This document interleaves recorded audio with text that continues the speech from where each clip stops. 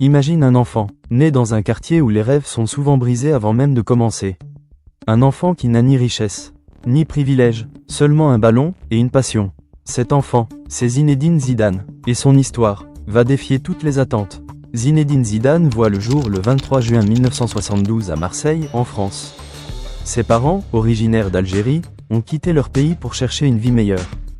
Comme beaucoup d'immigrés, ils arrivent avec peu, mais avec de l'espoir. Zidane grandit dans le quartier de la Catellane, un endroit connu pour ses difficultés, où la tentation de la rue est omniprésente. Dans cet environnement, il aurait pu sombrer, mais il choisit une autre voie. Le football. Chaque jour, il descend jouer avec ses amis. Pas sur une pelouse parfaite, mais sur du béton. Pas avec des chaussures professionnelles, mais souvent avec ce qu'il a. Et pourtant, c'est là que tout commence.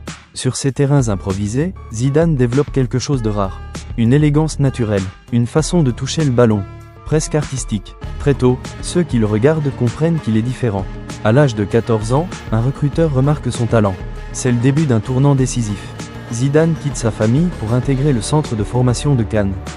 Un moment difficile, il est jeune, loin de ses parents, dans un environnement inconnu. Au début, il est discret, réservé, certains doutent même de lui. Mais dès qu'il entre sur le terrain, les doutes disparaissent. Le ballon devient son langage. En 1989, il fait ses débuts professionnels avec l'AS Cannes. Il n'a que 17 ans. Petit à petit, il progresse. Il apprend, il grandit. Mais Zidane n'est pas encore une star. Il doit travailler, encore et encore. C'est cette discipline qui va faire la différence. Quelques années plus tard, il rejoint Bordeaux. Et là, tout change. Zidane commence à s'imposer. Sa vision du jeu impressionne. Il voit des passes que personne ne voit. Il contrôle le rythme du match comme un chef d'orchestre. Avec Bordeaux, il atteint la finale de la Coupe UEFA en 1996. Même s'il ne gagne pas, Zidane attire l'attention de toute l'Europe. Les grands clubs commencent à s'intéresser à lui. Cette même année, il signe à la Juventus. Un club mythique, un nouveau défi, et Zidane est prêt. En Italie, il franchit un cap. Il devient plus fort, plus intelligent, plus complet. Il remporte des titres, domine le championnat et impose son style. En 1998, il est récompensé par le Ballon d'Or. Il est désormais au sommet du football mondial. Mais le moment qui va changer sa vie arrive en 1998. La Coupe du Monde, en France. Son pays, la pression est énorme. Zidane est attendu, critiqué parfois, mais en finale contre le Brésil, il entre dans la légende. 2 buts de la tête. 2 moments gravés dans l'histoire.